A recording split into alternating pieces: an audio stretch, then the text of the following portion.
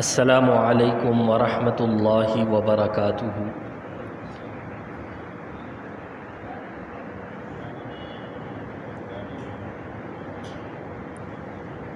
عن عبد الله بن مسعود رضی اللہ عنہ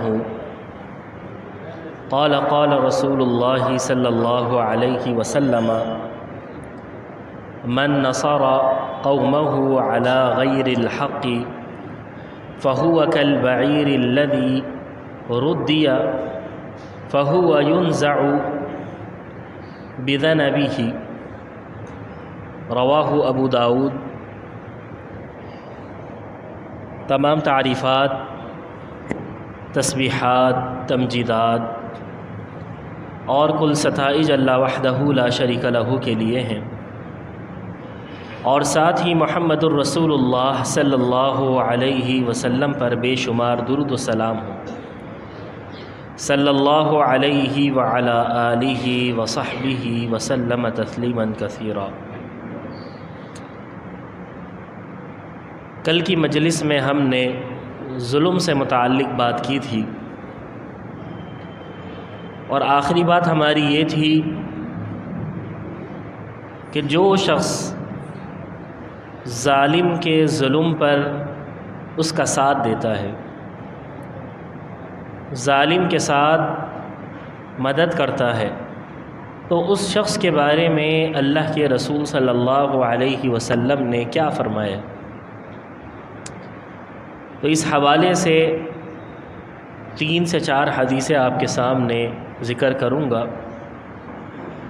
عبداللہ بن مسعود رضی اللہ تعالی عنہ سے روایت ہے، انہوں نے کہا قال رسول اللہ صلی اللہ علیہ وسلم، کہ اللہ کے رسول صلی اللہ علیہ وسلم نے فرمایا من نصر قومہ علی غیر الحق، جس نے کسی قوم کی ناحق مدد کی، جس نے کسی قوم کی ناحق مدد کی، فہو کالبعیر، تو اس کی مثال اس اونٹ کی سی ہے، الذی ردیا، جو کنویں میں گرا دیا گیا ہو، اس اونٹ کی سی مثال ہے کہ جو اونٹ میں گرا دیا گیا ہو۔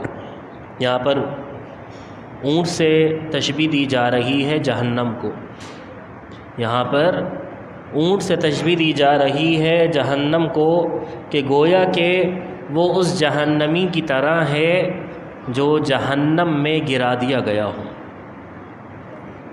وَهُوَ يُنزَعُ بِذَنَبِهِ، اور پھر اس اونٹ کو نکالنے کے لیے اس کی دم سے کھینچا جا رہا ہو۔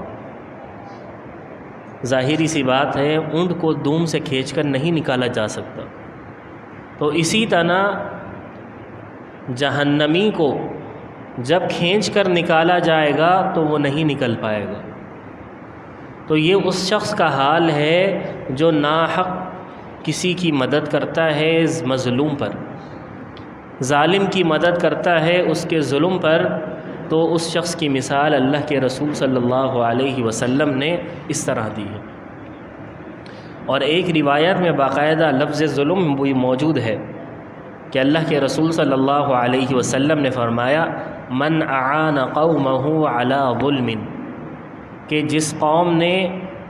جس شخص نے کسی قوم کی ظلم پر مدد کی، فَهُوَ كَالْبَعِيرِ الْمُتَرَدِّي يَنزَعُ بِذَنَبِهِ۔ تو اس حدیث سے معلوم ہوا کہ ہمیں ظالم کے ساتھ مدد نہیں کرنی چاہیے، ظالم کی مدد نہیں کرنی چاہیے، ظالم کے ظلم پر مدد نہیں کرنی چاہیے۔ وعن ابن عمر، اور ابن عمر رضی اللہ تعالی عنہ سے روایت ہے، قال، انہوں نے کہا قال رسول اللہ صلی اللہ علیہ وسلم، کہ اللہ کے رسول صلی اللہ علیہ وسلم نے فرمایا من اعان علی خصومۃ بظلم، جو کسی جھگڑے میں کسی کی ناحق مدد کرے گا، جو شخص کسی کے جھگڑے میں کسی کی ناحق مدد کرے گا، او یعین علی ظلم، یا کسی بھی معاملے میں ظلم کی مدد کرے گا، یا کسی بھی معاملے میں ظلم کی مدد کرے گا، لم یزل فی سخط اللہ، تو اللہ تعالیٰ اس سے ناراض رہے گا اس وقت تک جب تک وہ ظالم کے ساتھ مدد کرتا رہے گا، ظلم کی مدد کرتا رہے گا، اللہ تعالیٰ اس سے ناراض رہے گا، اللہ تعالیٰ اس سے راضی نہیں رہے گا بلکہ ناراضگی کا اظہار کرے گا۔ حتی ینزع، یہاں تک کہ وہ اس کام سے باز آ جائے، اس مدد سے باز آ جائے، یعنی اس کام سے توبہ کر لے اور ظالم کی مدد کرنا چھوڑ دے، ظالم کی مدد کرنا چھوڑ دے اور اپنے اس فعل پر توبہ کر لے۔ اگر وہ ایسا نہیں کرتا اور وہ کسی ظلم والے معاملے میں ظالم کی مدد کرتا ہے تو وہ اللہ تعالیٰ اس سے ناراض رہے گا۔ تیسری حدیث اور آخری حدیث واثلہ بن اسقع رضی اللہ تعالی عنہ سے ہے۔ انہوں نے کہا کہ سألت النبی صلی اللہ علیہ وسلم، کہ میں نے اللہ کے رسول صلی اللہ علیہ وسلم سے پوچھا، فقلت یا رسول اللہ، میں نے کہا اللہ کے رسول صلی اللہ علیہ وسلم، امن العصبیۃ، کیا یہ بات عصبیت سے ہے؟ ان یحب الرجل قومہ، کہ یہ کہ آدمی اپنی قوم کے کسی بندے سے محبت کرے؟ قال لا، اللہ کے رسول صلی اللہ علیہ وسلم نے فرمایا یہ عصبیت میں سے نہیں ہے۔ اگر کوئی شخص اپنے قوم کے کسی شخص سے محبت کرتا ہے تو یہ عصبیت سے نہیں ہے۔ وَلَكِنَّ مِنَ الْعَصَبِيَّةِ، لیکن عصبیت سے یہ بات ہے کہ أَن يُعِينَ الرَّجُلَ قَوْمَهُ عَلَى الظُّلْمِ، یہ کہ انسان مدد کرے اپنی قوم کے کسی آدمی کی ظلم پر، یہ عصبیت ہے۔ تو لہذا کسی ظالم کی مدد کرنا یہ عصبیت کہلاتی ہے، اور اللہ کے رسول صلی اللہ علیہ وسلم نے ایسے لوگوں پر باقاعدہ لعنت فرمائی ہے کہ جو عصبیت کرتے ہیں، جو عصبیت کی طرف جاتے ہیں، عصبیت کی طرف مائل ہوتے ہیں، ایسے لوگوں پر اللہ تعالیٰ نے اور اللہ کے رسول صلی اللہ علیہ وسلم نے لعنت بھیجی ہے۔ تو لہذا ہمیں اس کام سے بچنا ہے، ہمیں کسی ظالم کی مدد نہیں کرنی۔ ہاں، ایک حدیث میں آیا کہ تم ظالم اور مظلوم دونوں کی مدد کرو، تو اس کا مطلب کیا ہے؟ اسی حدیث میں بتا دیا کہ ظالم کو ظلم کرنے سے روکو اور مظلوم کے حق میں کھڑے رہو، اور مظلوم کے حق میں کھڑے رہو۔ تو ظالم کی اس اعتبار سے تو آپ مدد کر سکتے ہیں کہ آپ اسے ظلم کرنے سے روکیں، لیکن اس کے ساتھ مل کر آپ بھی اس کے ساتھ ظلم میں شریک ہو جائیں، یہ غلط چیز ہے، اس سے ہمیں بچنا ہے، کیونکہ اللہ کے رسول صلی اللہ علیہ وسلم ظلم کرنے والے نہیں تھے، بلکہ اللہ کے رسول صلی اللہ علیہ وسلم کو تو رحمت والا بنا کر بھیجا گیا تھا۔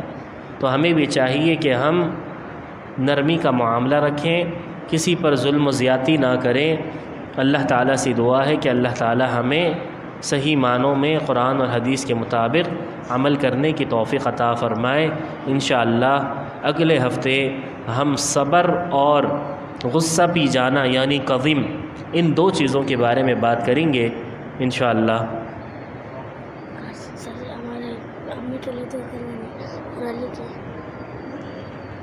دعاؤں کی درخواست کی جا رہی ہے کہ ہمارے دو طالب علم ان کی والدائیں بیمار ہیں، ان کے لیے دعا کیجیے کہ اللہ تعالیٰ انہیں شفاء عاجلہ کاملہ عطا فرمائے۔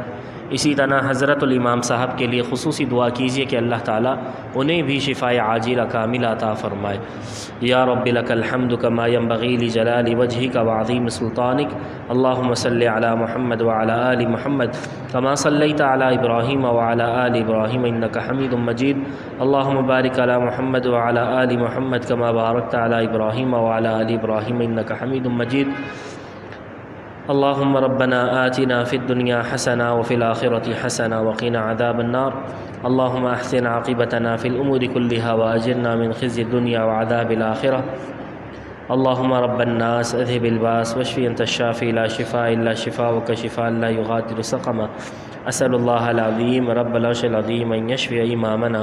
اسال الله العظيم رب العرش العظيم ان يشفي امامنا.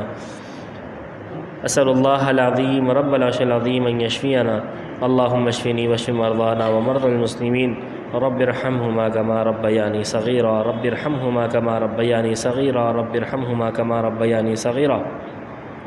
ربنا تقبل منا إنك أنت السميع العليم وتب علينا إنك أنت التواب الرحيم. سبحان ربك رب العزة عما يصفون وسلام على المرسلين والحمد لله رب العالمين.